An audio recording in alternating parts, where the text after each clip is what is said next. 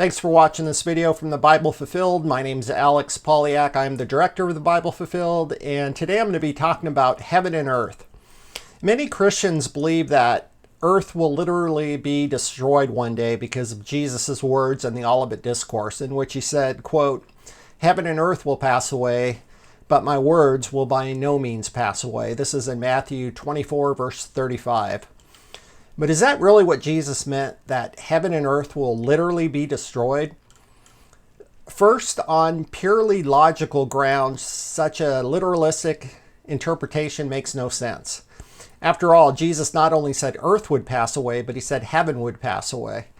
Yet why would God destroy heaven? I could imagine God destroying earth because of, man's sins, but heaven? There has never been any sin in heaven, so why would God destroy it? Moreover, in destroying heaven, God would be destroying his own dwelling place.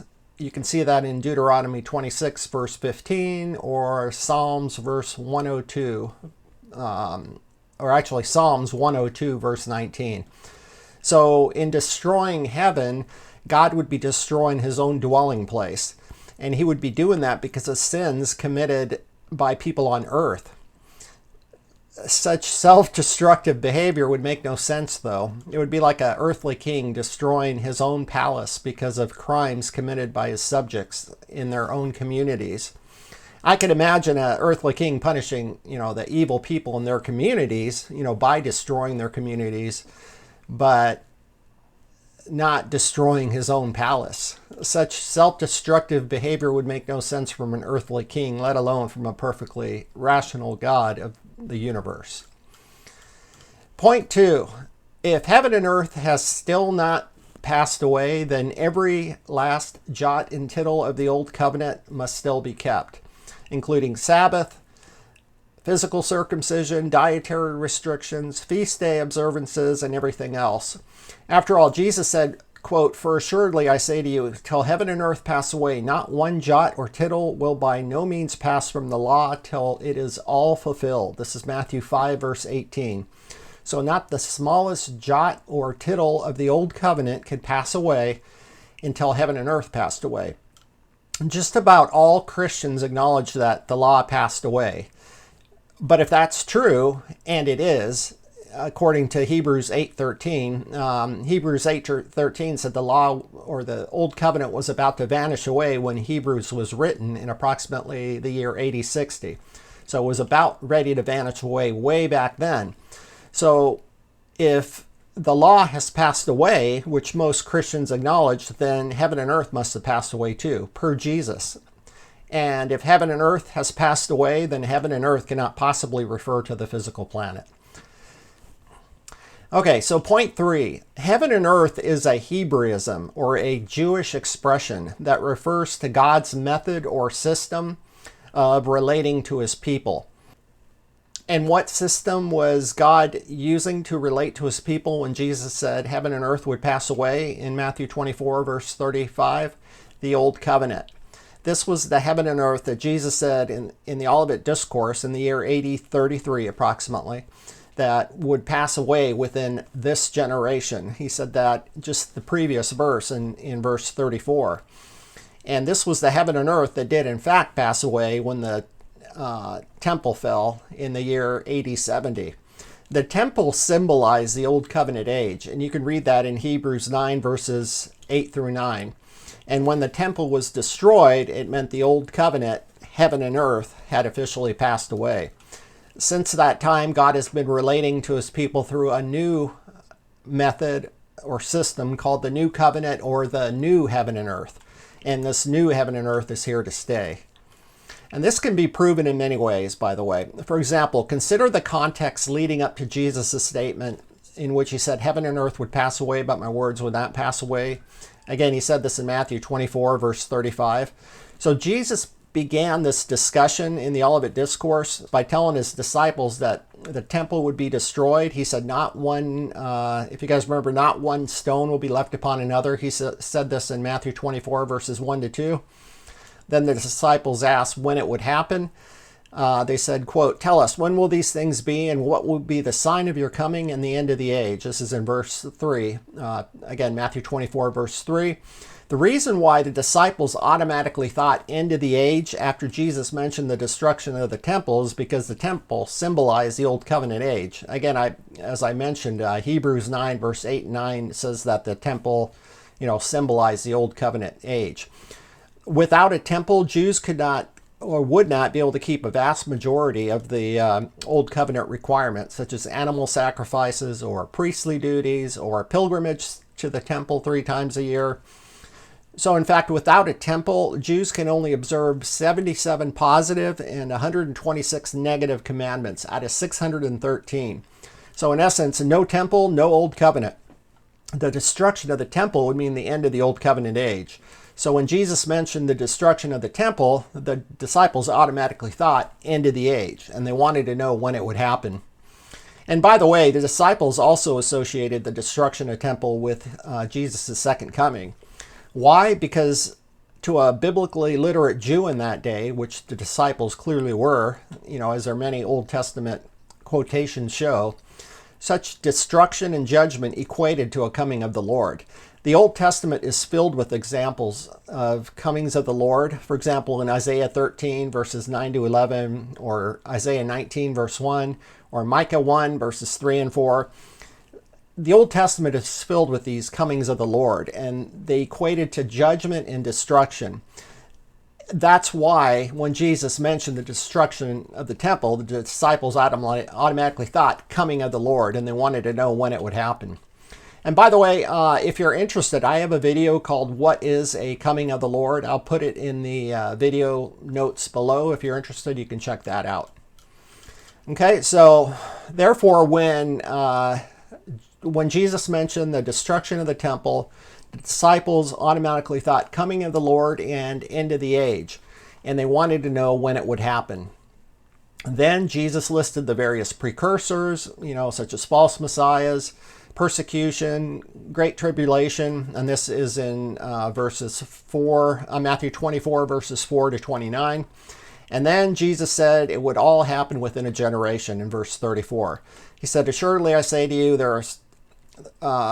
He said, "Assuredly I say to you, all these things will happen within this generation." And that's verse 24, verse 34. Then Jesus immediately afterwards said, "Heaven and earth would pass away, but my words will never pass away." So what Jesus essentially meant here was the old covenant, heaven and earth would pass away, but my words, the new covenant, or the new heaven and earth, will never pass away. This interpretation fits perfectly with the context. And this is also exactly what the disciples had originally asked about, the timing of the end of the Old Covenant age, back in verse 3. So this interpretation, by the way, also fits well with what the Old Testament prophets had said would one day happen. The heaven and earth of Jesus' day, the Old Covenant, had been around for about 1,500 years, ever since Moses returned from Mount Sinai with the 2 stone tablets in his hand. You can read about that in Exodus 34. Now, about 800 years after that, in approximately 700 BC, Isaiah looked back at this event and he described it as the creation of heaven and earth.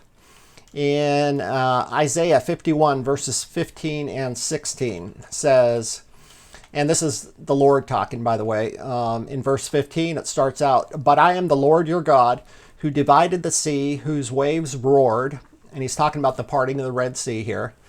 "The Lord of hosts is his name, and I have put my words in your mouth." And my words here, he's talking about the Old Covenant, or the law. He put the law into Israel's mouth. And he goes on to say, "I have covered you with the shadow of my hand, that is, that I may plant the heavens and lay the foundations of the earth." That was the creation of heaven and earth. "And say to Zion," or Israel, "you are my people." Again, this is Isaiah 51, verse 15 to 16. So, as I noted, the dividing of the sea in verse 15 refers to the time when God had departed the Red Sea in order to save the Israelites from the pursuing Egyptian army. The passage goes on to say, and this is God talking, "I have put my words, the Old Covenant, in your mouth and planted the heavens and laid the foundations of the earth. This is verse 16. This was the creation of heaven and earth, or the creation of the old covenant. Keep in mind, this cannot possibly refer to the creation of the planet, because this event happened after the crossing, the Red Sea crossing. So obviously the planet had to have been in existence already. So the creation of heaven and earth refers to the creation of the old covenant. And this fits perfectly with the context and biblical history. Notice also how God says, quote, I have put my words into their mouth.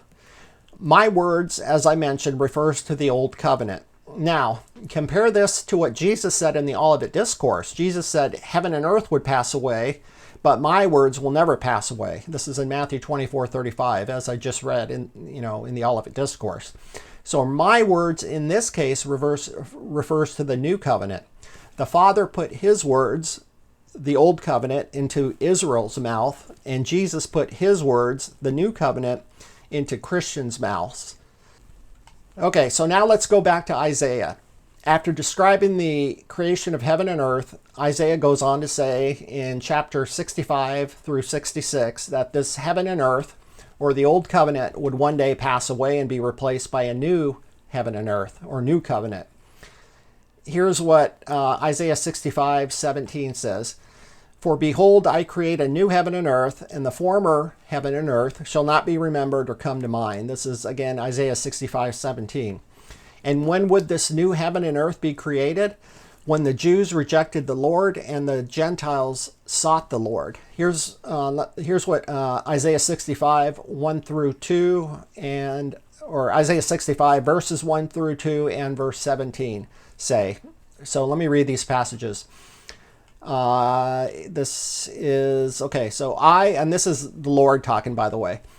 I was sought by those who did not ask for me. And he's talking about Gentiles. I was found by those who did not seek me.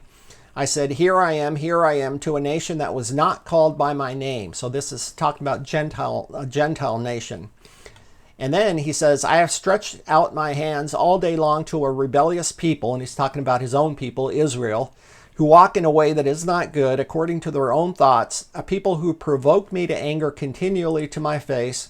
For behold, I create a new heaven and earth, and the former heaven and earth will not be remembered or come to mind. Again, this is Isaiah 65, verses 1 to 2, and verse 17.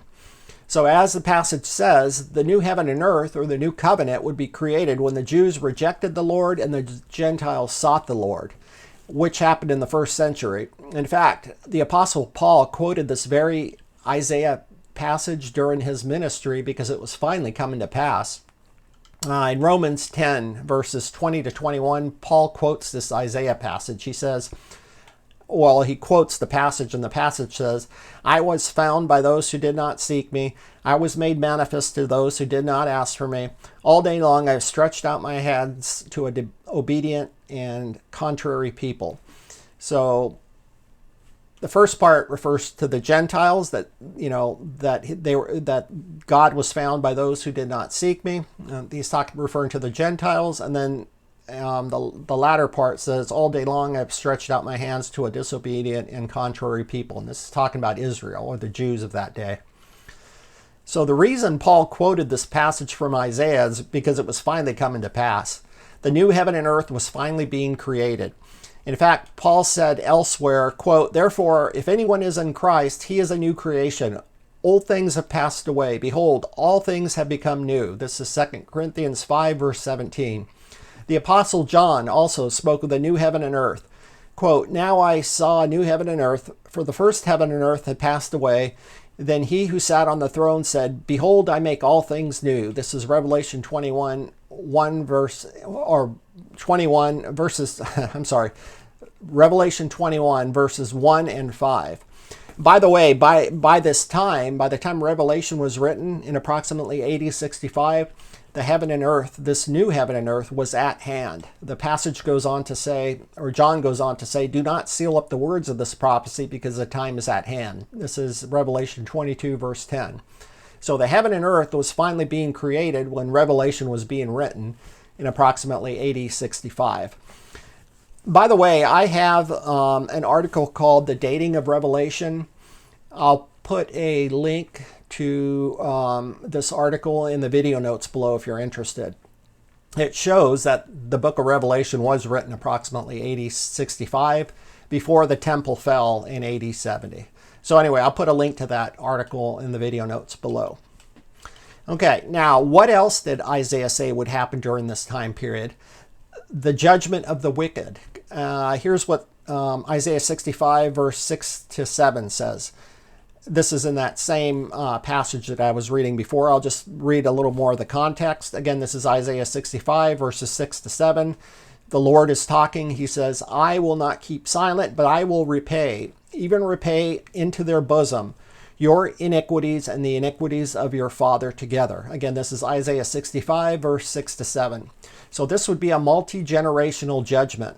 As Isaiah said, it would be a judgment of your iniquities, in other words, Israel's iniquities, and the iniquities of your fathers together.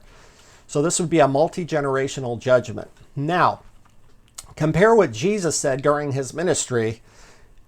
Compare what Jesus said would happen within a generation. Quote, woe to you, scribes and Pharisees, hypocrites! I send you prophets, wise men, and scribes. Some of them you will kill and crucify. Some of them you will scourge in your synagogues and persecute from city to city, that on you may come all the righteous blood shed on the earth, from the blood of righteous Abel to the blood of Zechariah, son of Berechiah, whom you murdered between the temple and the altar. Assuredly, I say to you, all these things will come upon this generation. This is Matthew 23, verses 29 to 36. So just like Isaiah, Jesus predicted a multi-generational judgment that would avenge all the innocent blood shed from the blood of righteous Abel, who was the very first person murdered in the Bible, by the way, to the blood of Zechariah, son of Berechiah, whom Israel murdered between the temple and the altar. And this was probably somebody in that day, according to many commentators. So this is the same multi-generational judgment that Isaiah had prophesied about. And Jesus said it would happen within a generation. And a generation is approximately 40 years. You can read that in Hebrews 3, verses 8 through 10, or Numbers 14, verses 30 through 34, or Nehemiah 9:21. So this judgment had to have happened within a generation or within about 40 years of Jesus. So it had to happen by about AD 70. Now, Peter too spoke about this multi-generational judgment on the eve of the fulfillment. In approximately AD 64, Peter said that Jesus was, quote, ready to judge the living and the dead. The time has come for judgment to begin. This is 1 Peter 4, verses 5 and 17. So this judgment was about to happen when Peter wrote this in approximately AD 64. This is also the same judgment that Jesus was talking about in Matthew 23, which I just read, and it was also the same judgment that Jesus was talking about in the Olivet Discourse when he, talked about the destruction of the temple. And in both passages, Jesus said it would happen within this generation. So, and then Jesus added, heaven and earth will pass away, but my words will never pass away. In other words, the old covenant, heaven and earth would pass away, but my words, the new covenant or the new heaven and earth, will never pass away. Here's something else that's important to point out. Notice how Jesus said that his words, or the new covenant or the new heaven and earth, will never pass away. This too matches perfectly with what Isaiah had said 700 years earlier regarding the everlasting new covenant or new heaven and earth. In Isaiah 61 verses 8 and 9, God said, I will make with them an everlasting covenant. Their descendants shall be known among the Gentiles, and their offspring among the people. This is Isaiah 61 verses 8 through 9. And then in Isaiah 66 verse 18, God said, for behold, I create a new heaven and earth, and the former heaven and earth will not be remembered or come to mind, but be glad and rejoice forever in what I create. So the new heaven and earth, or the new covenant, would last forever. So Jesus and Isaiah were clearly talking about, the same everlasting new covenant. And they were also talking about the same judgment, by the way, the multi-generational judgment. And this judgment happened when the temple was destroyed, which everybody agrees happened in the year AD 70. So one more point I want to make. Still another reason that we know the passing of heaven and earth does not refer to the destruction of the physical planet is because of Isaiah's description of what life would be like in the new heaven and earth. Isaiah said people would build houses, work, procreate, sin, and die. Here's what Isaiah said. This is that same passage that I've been reading. I'm going to just read more of the context. This is, Isaiah 65, verses 17 through 23. And let's see. Okay, so this is God talking. For behold, I create a new heaven and earth, and the former heaven and earth shall not be remembered or come to mind. But be glad and rejoice forever in what I create. For behold, I create Jerusalem as a rejoicing, and her people a joy. I will rejoice in Jerusalem and joy in my people. The voice of weeping shall no longer be heard in her, nor the voice of crying. No more shall an infant from there live but a few days, nor an old man who has not fulfilled his days. For the child shall die 100 years, but the sinner, being 100 years, shall be accursed. And they shall build houses and inhabit them. They shall plant vineyards and eat their fruit. They shall not build and another inhabit. They shall not plant and another eat. For as the days of a tree, so shall be the days of my people, and my elect shall long enjoy the work of their hands. They shall not labor in vain, nor bring forth children for trouble. For they shall be the descendants of the blessed of the Lord, and their offspring with them. So according to this passage, those on the new heaven and earth would procreate, build houses, work, sin, and die. In other words, life would continue on in the new heaven and earth, only it would be immensely better than in the old heaven and earth. Why? Because sin will have finally been dealt with. Mankind's broken relationship with God because of sin, which had begun back in the day Adam and Eve ate from the forbidden fruit and sinned, back in Genesis, it will have finally been restored. That relationship with God will have finally been restored. Prior to Jesus and the new covenant, there was no forgiveness of sin. Romans 5:14 says, sin or death reigned from Adam to Moses. And moreover, the blood of bulls and goats, or the Mosaic or Old Covenant system, could not take away sin, according to Hebrews 10:4. In fact, the Old Covenant or Mosaic covenant actually intensified sin, according to Romans 5, verse 20. The law condemned everyone to death and everyone to eternal separation from God because all have sinned, according to Romans 3, verse 23. And we know that obviously too. Everybody has sinned. So this is why the Old Covenant was called, quote, the ministry of death written on stones. You can read that in 2 Corinthians 3, verse 7. But in the new covenant age, or the new heaven and earth, God's people have their sins forgiven because of what Jesus did by atoning for our sins. Man's broken relationship with God has been restored. So there is now rejoicing forevermore, just like Isaiah said in Isaiah 65, verse 18. Mankind once again has access to the tree of life, which is Jesus. Jesus said, I am the living bread which came down from heaven. If anyone eats of this bread, he will live forever. Whoever eats my flesh and drinks my blood has eternal life. This is John 6, verses 51 to 54. In another passage, Jesus said, whoever lives and believes in me will never die. This is John 11, verse 26. So Jesus is the bread of life, or the tree of life. Jesus has overcome sin and death, and whoever puts their faith in him will live forever. They have eternal life. Therefore, God's people do not mourn and cry like those unbelievers do. Like Paul said in 1 Thessalonians 4, verses 13 through 14, that we do not mourn and cry at funerals like unbelievers do. In other words, there is, quote, no more weeping or crying, just like Isaiah said would happen in Isaiah 65, verse 19. There is an interesting background to this weeping and crying language.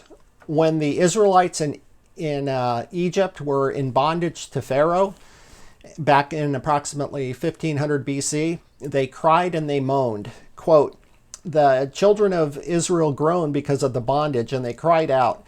And their cry came up to the Lord, or to God, because of the bondage. This is Exodus 2, verse 23. So God compassionately used Moses to lead Israel out of this bondage and into the promised land flowing with milk and honey, where Israel could finally rest from their labors on the Sabbath, right? You can read about this in Exodus 20. But as important as this Exodus was in Israel's history, it pales in comparison to the second Exodus, in which Jesus led the faithful, Jews and Gentiles alike, from the bondage of sin to the true promised land, the church, where there is forgiveness of sin, eternal life, and rest from the law. Moses led the first 40-year Exodus, and Jesus led the second 40-year Exodus. The first Exodus was a type and shadow that pointed forward to the second Exodus, which was the ultimate spiritual reality. Notice another thing in Isaiah's passage. Isaiah mentions New Jerusalem. Actually, he doesn't quite use the word New Jerusalem, but he does mention Jerusalem. Quote, "For behold, I create a new heaven and earth." This is God talking again. This is that passage I just read. "But be glad and rejoice forever in what I create. For behold, I create Jerusalem as a rejoicing, and her people as a joy. I will rejoice in Jerusalem." So while Isaiah does not specifically use the words New Jerusalem, that's clearly what he's referring to. In fact, compare this passage with the New Testament's description of the heavenly Jerusalem and the new heaven and earth. In Hebrews 12, verse 22 and 26, the writer of Hebrews says, "But you have come to Mount Zion and to the city of the living God, the heavenly Jerusalem." And then God says, "Yet once more I shake not only earth, but also heaven." So the reason for shaking heaven and earth was to replace it with the new heaven and earth. This is the new heaven and earth and new Jerusalem that Isaiah was referring to, and it was finally coming to pass when Hebrews was written in approximately the year AD 60. The book of Revelation, too, mentions these very same motifs on the eve of fulfillment. In Revelation 21, verses 1 to 5, it says, "Now I," and this is John talking, "Now I, John, saw a new heaven and earth, for the first heaven and the first earth had passed away. There was no more sea. Then I, John, saw the holy city, New Jerusalem, coming down out of heaven from God, prepared as a bride adorned for her husband. And I heard a loud voice from heaven saying, Behold, the tabernacle of God is with men, and he will dwell with them, and they shall be his people. God himself will be with them and be their God, and God will wipe away every tear from their eye. There will be no more death, no sorrow, no crying. There shall be no more pain, for the former things have passed away. Then he who sat on the throne said, Behold, I make all things new." This is Revelation 21, verses 1 to 5. And then John goes on to say in the next chapter, "Do not seal the words of the prophecy of this book, for the time is at hand." In other words, it was about to be fulfilled when John wrote Revelation. And this last part is from Revelation 22, verse 10. So this is the same heaven and earth. It's the same New Jerusalem. It's the same no more tears. This is the fulfillment of Isaiah 65. And by the time Revelation was written, approximately AD 65, it was at hand. So it was about to be fulfilled. Now, what exactly does the holy city, New Jerusalem, coming down from heaven refer to? It refers to the church. And we can be sure of this for many reasons. Hebrews 12, verses 22 to 24 says exactly that. Quote, "But you have come to and he's talking to Christians here, "But you Christians have come to Mount Zion and to the city of the living God, the heavenly Jerusalem, to the innumerable company of angels, to the general assembly and church of the firstborn." So the New Jerusalem is the church. Another reason we know this is Revelation describes the New Jerusalem as, quote, "a bride adorned for her husband." This is Revelation 21, verses 1 to 2. And who is this husband and bride? It's Jesus and the church. And we can see this, that the church is the bride in Ephesians 5, verses 25 to 27. Another reason we know that New Jerusalem is the church is because Revelation describes the New Jerusalem as a tabernacle in verse 21, verse 3, or in chapter 21, verse 3. The tabernacle was the portable sanctuary or place of worship constructed by Moses for the Hebrews during their 40-year wandering in the wilderness. The tabernacle was the precursor to the temple, which was a type and shadow of the new covenant temple or church, or the spiritual temple. So the New Jerusalem refers to the church, and it came down from heaven when the physical Jerusalem and the physical temple were destroyed in AD 70. The physical temple and physical Jerusalem were types and shadows, and the spiritual temple and spiritual heavenly Jerusalem was the spiritual reality. So all these motifs that were prophesied about in Isaiah 65 finally came to pass when the New Testament was written, or were coming to pass. In other words, the new heaven and earth came in full in the year AD 70 when the physical temple and physical Jerusalem were destroyed. And by the way, I talk much more about this in my book called The End is Here, How the New Testament's Prophecies Were Fulfilled. My book should be out soon. I'm just finishing up the index right now on it, so check that out when it comes out. So that is it for today. Thanks for watching this video. If you liked it, please hit the like button. And if you want to be notified of new videos, hit the subscribe button. Also, if you're interested, I have a bunch of free articles and videos on my website, thebiblefulfilled.com, so check those out if you're interested. Okay? So thanks again for watching, and I will see you next time.